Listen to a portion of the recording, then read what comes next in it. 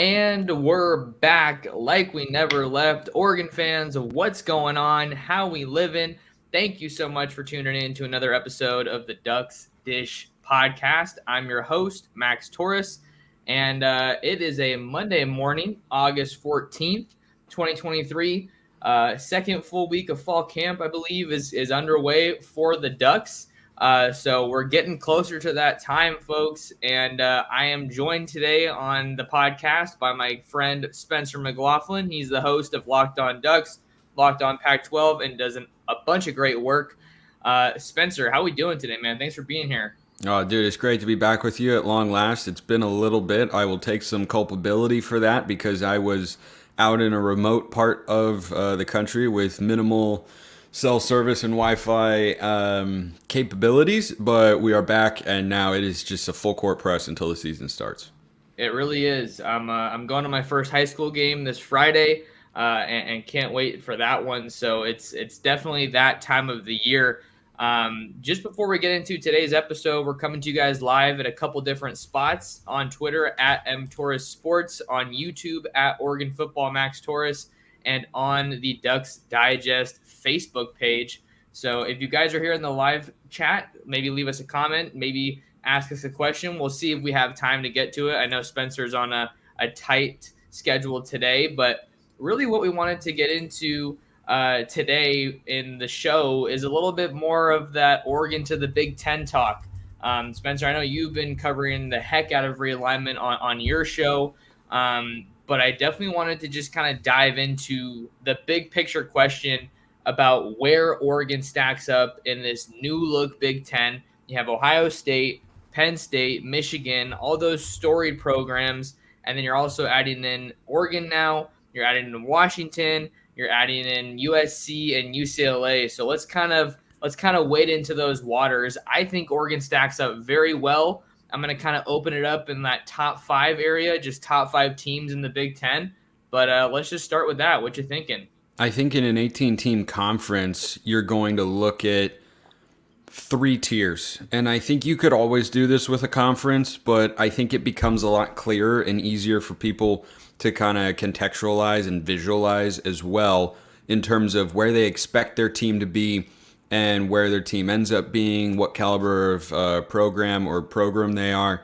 And I think that's a lot easier to do when you have more teams, is I guess an advantage of the 18-team conference. So I think that's a good way to kind of measure stuff is, okay, where do we fall? Are we tier 1, tier 2, tier 3? I think Oregon's absolutely tier 1. I think you look at the biggest brands in the Big Ten and where Oregon can stack up, where the program has been, where it can continue to go under Dan Lanning and the staff, who appears locked in with the contract and everything. So I think that's where Oregon should expect to be. I think that's where fans should expect Oregon to be because, yeah, your top dogs running the conference right now are Ohio State and Michigan. It was a long time ago, I've seen Oregon give Michigan the old roadhouse kick. Not roundhouse, roadhouse, because I like Family Guy, but roadhouse, and the old roundhouse, roadhouse kick. We saw them beat Ohio State in 2021. We've beaten Wisconsin before when they've been really good. Penn State's been a really good program. Oregon has been a better one over the last 10, 15 years, and so I think when you factor in USC and Washington, who were at Oregon's level as well in terms of capabilities and where they are at, I think you absolutely put Oregon in the top 6 because I don't know that I could name 6 programs that I'd say they're going to be stronger than Oregon year in and year out. Ohio State. That's kind of about it for where I'm coming from. That I could say year in and year out, I could see them being better than Oregon consistently over a 5-year span. Like, I haven't seen USC do it in a long time. I've seen Washington go toe-to-toe and be on equal footing, but not above. And all the other ones haven't had as much success as Oregon. So I think they're absolutely one of the biggest brands in the Big Ten. Yeah, well, and it's interesting that that's the way you took it. That's the direction that you took the question, because there's a lot of different ways that we can look at this. We can look at it from the perspective of strictly on field. When these two teams are going toe to toe, how confident are we that Oregon's going to be able to win, or at the very least be competitive I think being competitive in a conference like the Big Ten carries a whole lot more weight than being competitive in the Pac-12. We could probably both agree on that one. But yeah, I agree with you as far as Ohio State and Michigan being those two programs that we can pretty confidently right now put above Oregon. And then Penn State, I feel like is kind of that sweet middle spot where, like, as far as them and Oregon are kind of on the same ground right now. And then USC is another school that I think is kind of hovering right there around Oregon's level. I think if you are just comparing those two teams, it's super interesting in terms of just which one's more well rounded. We know for a fact that USC can put up a bunch of points in a hurry. But in terms of just where Oregon stacks up, I think there's a lot of important things to look at. I think I want to talk about two things real quick. Let's focus on comparing them with Ohio State and Michigan because that's the gold standard in the Big Ten. And we're going to do 2 points here. The first one is how much weight we're able to put into that Ohio State win back when Mario Cristobal was the head coach in 2021. And the second one's going to be how do we think Jim Harbaugh's future at Michigan can kind of impact things because he's probably going to flirt with the NFL almost every offseason. He did it this past offseason. So I think those are two important lenses to look through. Let's start with that first one about how much weight we can put in that Ohio State win in 21.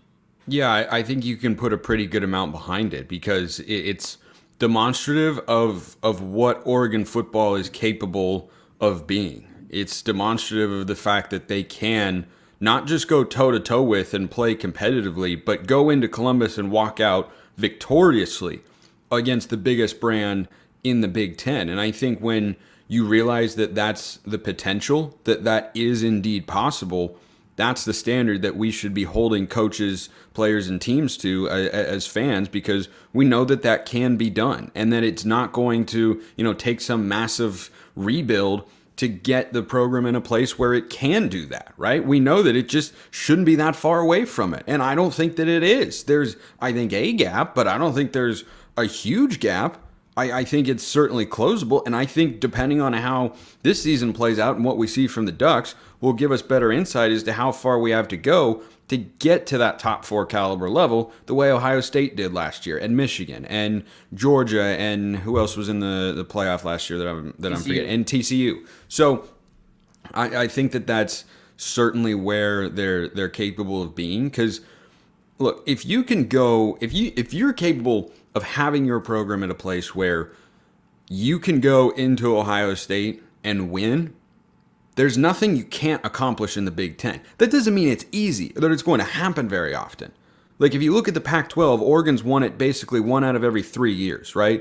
2020, which was weird, but 2019, 2014, 2011, right? It's 4 titles in 13 years. So about once every 3 years. I don't know that you can replicate that in the Big Ten.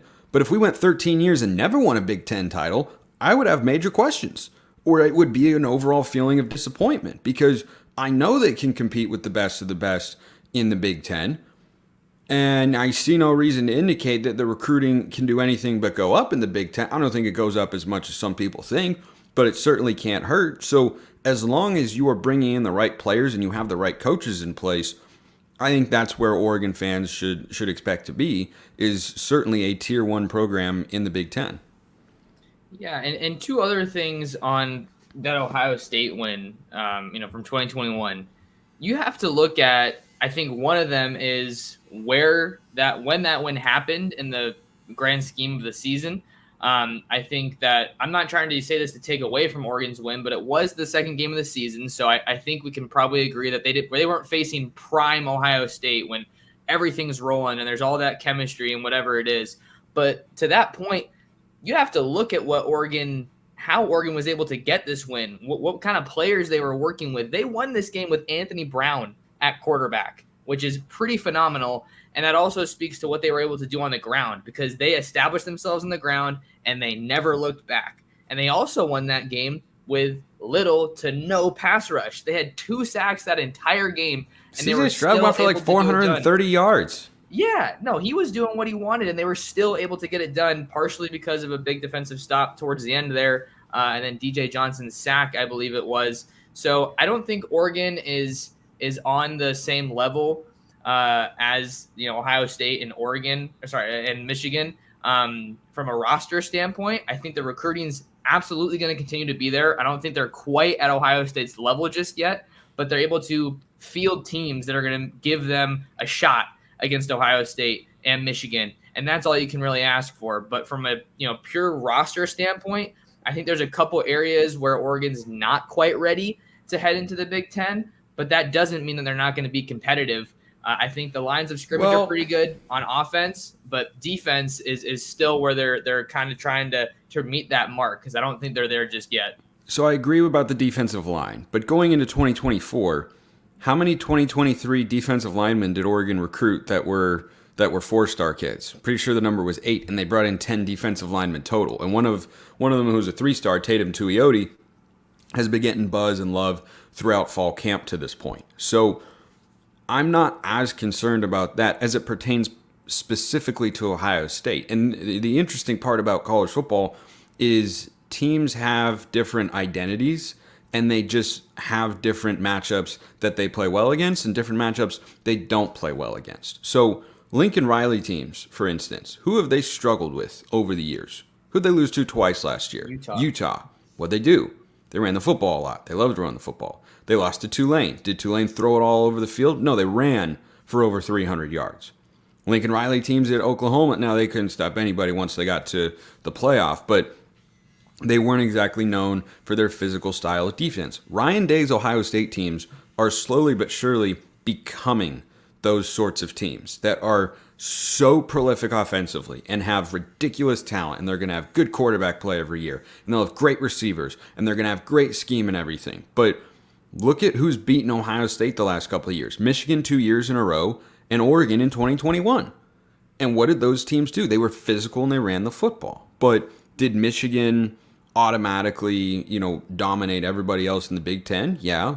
But were they able to dominate TCU? No, they were not.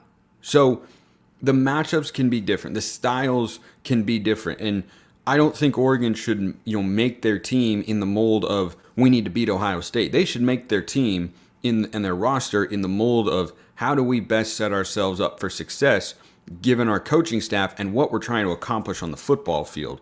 And I think you let the matchups kind of take care of themselves. But I don't think you should build towards one specific team that you're trying to counter or one specific team that you're, trying to, go against or beat. Like, you shouldn't make a team just do that. You should make the best team possible. And I don't think Oregon is as far from, Ohio State's roster top to bottom as some people might think, because I look at Ohio State's teams and say, where are their great defensive players? Where have they gone? They don't have Nick and Joey Bosa and Chase Young and it was Denzel Ward. No, yeah, Denzel Ward was Ohio State corner. Yeah, and then there's another one as well who was taken. JT. You have JT. He's a younger guy that's there now. Yeah, but anyway, they've had a bunch of great defensive players. They haven't had so many since Ryan Day took over, but they've had a lot of great offensive players. C.J. Stroud, Marvin Harrison Jr., all the receivers that they've had. So I don't know that Oregon, physically is behind Ohio State in a significant way, but we'd have to see them, play things out on the field to know for sure. Yeah, and that's a good point about as far as Oregon being closer to that level of roster construction than some people think, because we're framing this episode and this whole mindset in the context of what? 2024, when the Ducks are going to be in the Big Ten. And a reality of that situation is they're going to be able to recruit through the high school rankings and the transfer portal rankings, which is only going to accelerate Oregon being able to close that gap with Ohio State and Michigan and the likes of the Big Ten Conference. But there is one thing that I don't know if I would categorize it as a hurdle right now, but something that definitely makes me kind of think twice or pause a little bit. When Oregon goes to the Big Ten in 2024, they're not going to have Bo Nix. And I think a bigger part of that conversation is just how Oregon has historically handled and recruited the quarterback position. Because I can tell you right now, it's a little early, but August 14th, 2023, I am very confident that Oregon's starting quarterback is not on the roster and probably isn't even committed in the recruiting class. What do you think very about that? Confident in that? Relatively confident. Do you want me to tell you a bit more why? Yeah. I mean, I could see the 2024 starter not being on the roster right now. I don't know that I would put it at more than a 55-45 split. I feel like I don't need to say too much more about my thoughts on Ty Thompson. I'd love for him to be the guy. I'd love for him to take that leap. But I feel like if we haven't seen it by now, he's just not the guy. That said, what do you look to then? You look to the two 2024 commits in Luke Moga and Michael Van Buren. Just look historically at how incredibly difficult and how incredibly rare it is that we see a true freshman start right as a college quarterback. We just don't see it very often. The most prevalent example I can think of is Trevor Lawrence, because he just lit things on fire. So all that said, I think even though Oregon has Ty Thompson on the roster, they have Moga and Van Buren, I would not be surprised at all if they go back to the portal. I think you're just going to overlook Austin Novosad like that? I mean, maybe I wouldn't overlook it, but how much playing time is he going to get this year? If it's not Bo Nix, is it more likely to be Ty Thompson or Novosad that is going to be the guy that's going to be getting those snaps? It would be Ty Thompson for sure, but I would counter that with when a guy makes his first career start, how many snaps does he usually have of experience previously? That's fair. Like, you show up, and if you show in practice that you're ready, you'll be able to go out and make the plays in the game. And there may be a learning curve, but Justin Herbert wasn't ready to start in year one immediately. He took over midseason once things started to go downhill with Dakota Prukop at the helm, and we wisely, I think, put him in there and said, okay, let's build for the following season, which worked out quite well because Herbert went on to have, as we all know, a very good career. But he didn't start right away. But then once he showed up to start, he was able to make a lot of plays and still did things well. Was he a better quarterback as a senior? Yeah, of course. Of course he was. But he was still a guy who was capable of starting as a freshman. I think that much was pretty clear. And when Mariota started his first game, he hadn't taken a snap in anything but a spring game or a scrimmage. And now that's an all-time, great player, of course. But I think people have weird perceptions about how a quarterback comes to be the starter. It's not always in the indications that a guy is ready to start are not always reliant upon having played in previous games or coming in mop-up duty. Like, sure. Is that why Ty Thompson is not the starter? Because he's shown up in mop-up duty and hasn't really looked very impressive in doing so? No. He's shown up in mop-up duty because of what he shows in practice. Both coaching staffs have agreed, yeah, this kid is not ready to be a starting quarterback right now. So at some point you have to make that leap. And I agree with you that Moga and Van Buren both, I don't expect either to start in 2024. But look, maybe Ty does need just another year in the system. Maybe Will Stein is the coach that he gels with. I could see that. I could see Novosad being the starter because I think he's got some real talent for sure. But I would not rule out for sure having the transfer portal be an option there. Like, I think it's always going to be available, but there are no guarantees there either. Like, I think people look to the portal and say, well, it's a guarantee you're going to have this. Well, Dakota Prukop was a portal addition. What a disaster. That didn't work out very well. And, I mean, he wasn't, terrible, but he wasn't winning football games. And Anthony Brown was a portal addition. He had starting experience. Are we thrilled with how that season went with him at the helm? Because I know that I wasn't. So I think people overvalue the portal a little bit and underestimate the potential of kids to really learn and study in an offseason, get better in practice, and then be ready to take a snap on game day. It's also why week one, you should always be playing an FCS opponent. Yeah, well, I don't want to get too sidetracked with the 2024 Oregon quarterback conversation. But you do make a good point, and maybe I do need to pump the brakes a little bit as far as maybe we take the conversation more towards it's Austin Novosad versus Ty Thompson, and then the question becomes how much development can we see from Austin Novosad between now and maybe the next spring or the start of the 2024 season? Because keep in mind, that was Stein's guy. He's from Texas, he knows him really well. So I think even starting to look at that, I feel almost more confident that Novosad could make a little bit more sense as far as tracking towards seeing the field versus a Ty Thompson who, wasn't recruited by Stein, wasn't recruited by this coaching staff, maybe just isn't as much of a schematic fit as some of these other guys that we've talked about. But I do think that Oregon is absolutely going to look to the portal following the 2023 season for Bo Nix's replacement, because they at least owe it to themselves to do that.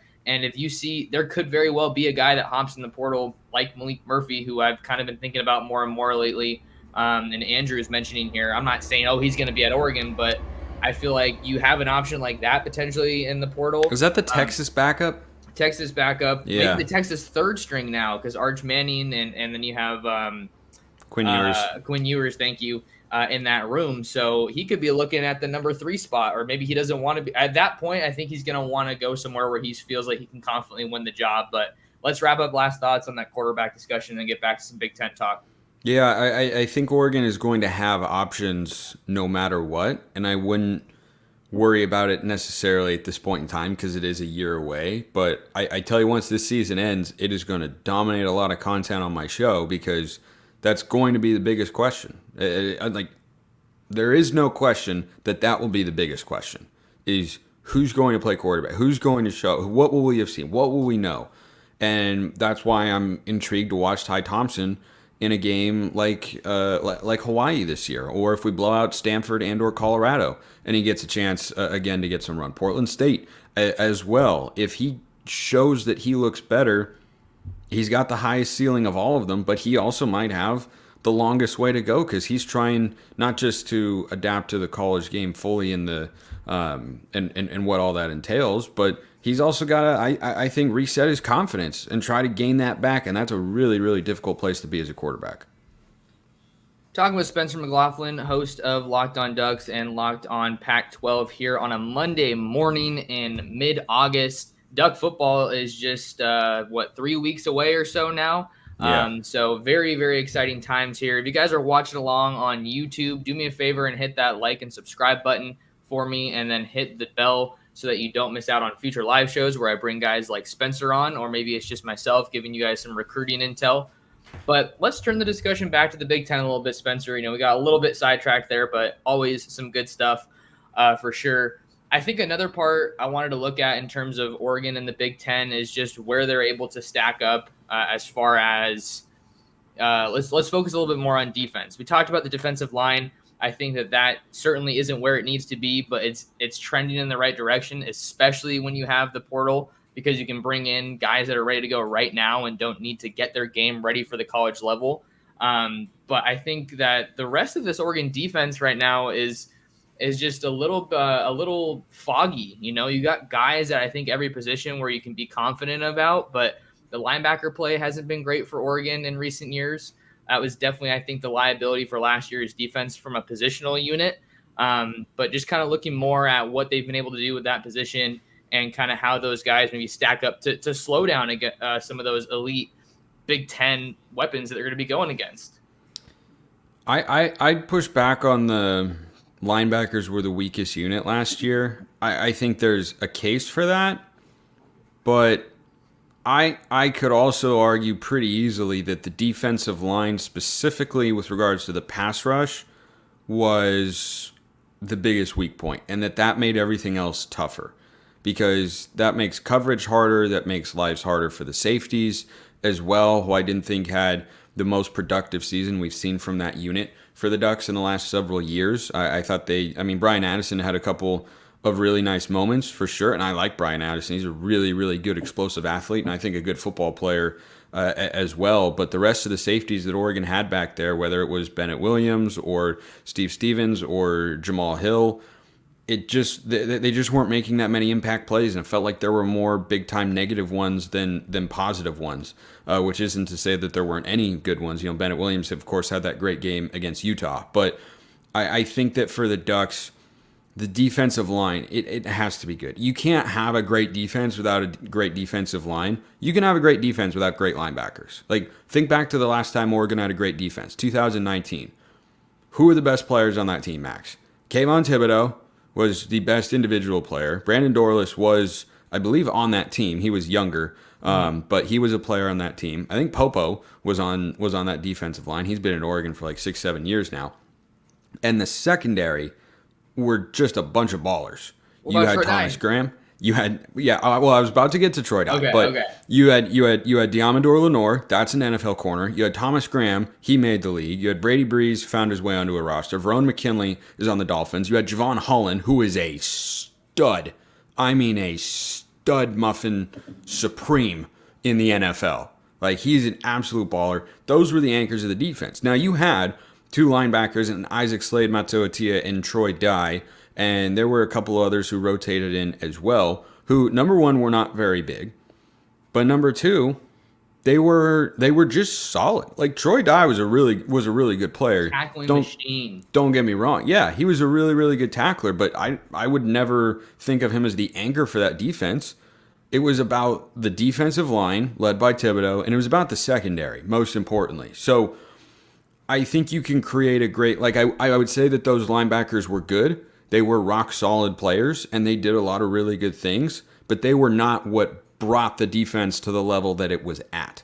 So that's why I say you can have a great defense without a great linebacking unit. It certainly helps, but I don't think you just need them to be solid, and they were not solid a year ago. The PFF grades reflect that. I think the eye test for all the fans reflect that. The linebackers were not as good specifically in coverage as we would have liked them to be, so hopefully that improves, but you need defensive linemen, and you need players in the secondary who can make big-time plays, especially when you're running a 4-2-5 and you've got that extra DB on the field. I think that makes them matter even more.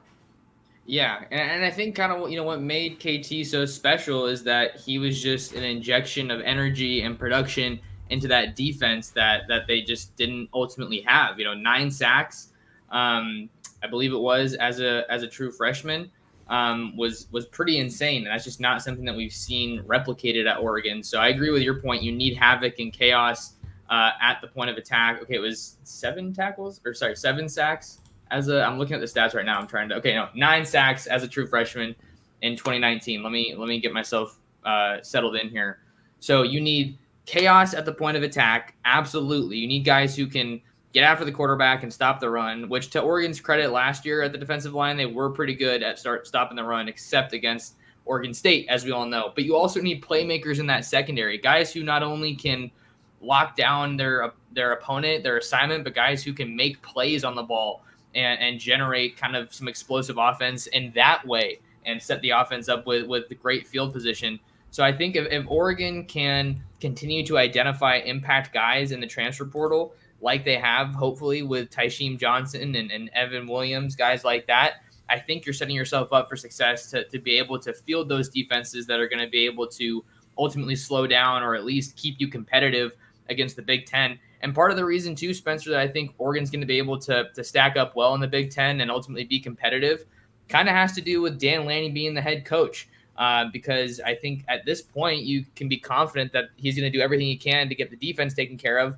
And he's not going to split hairs on offense. He's going to hopefully, give things to Will Stein and the rest of that offensive staff and kind of take a little bit of a hands-off approach, which is what Oregon's offense, I think, quite frankly, needed ahead of the 2022 season when they brought in Kenny Dillingham for Lanning's first season. And then look what happened. So as long as you can kind of let the offense do their things, he can really focus on what he does best, which is the defense, and really making sure that Oregon's kind of a defensive-minded team right now, and they're able to kind of put their identity on that.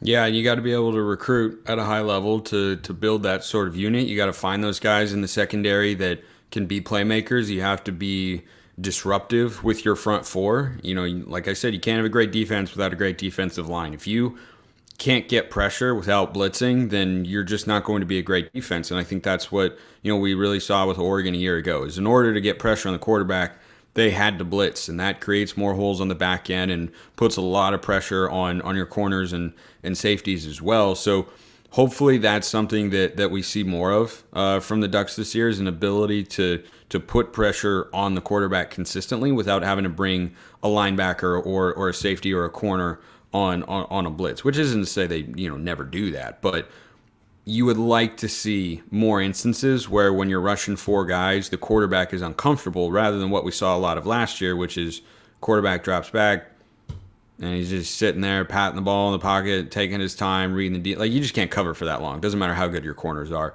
which is why that interplay is so important between the defensive line and the secondary. Yeah, well, lots of really good stuff on this show. I think kind of closing remarks, Oregon's going to stack up well in the Big Ten. I don't think that they're on the level of Ohio State or Michigan, but you've seen the proof and you're seeing some of the results, especially through recruiting, that's going to help them get to that level. But I know, Spencer, you had a hard 30 out, so we're going to have to wrap this one up and get you out of here. But before that, where can people find more of you, what you got going on in your work? Yeah, I'm at Smalls_55 on Twitter, and I host Locked On Ducks and Locked On Pac-12 Monday through Friday on YouTube and wherever you get your podcasts. Plenty to discuss right now on both shows as the season is less than 3 weeks away, Max. How about that? Yeah, no, that's awesome. I'm super stoked. Guys, make sure you tap in with Spencer. He does some awesome work. If you want to find more of me, follow me on Twitter and Instagram at mtorresports. Subscribe to my YouTube channel at Oregon Football Max Torres. And then read all of my latest written work over on ducksdigest.com. Until next time, thank you to Spencer for hopping on. Thank you guys, the viewer, the listener, for tuning in. And we'll catch you in the next episode of the Ducks Dish Podcast.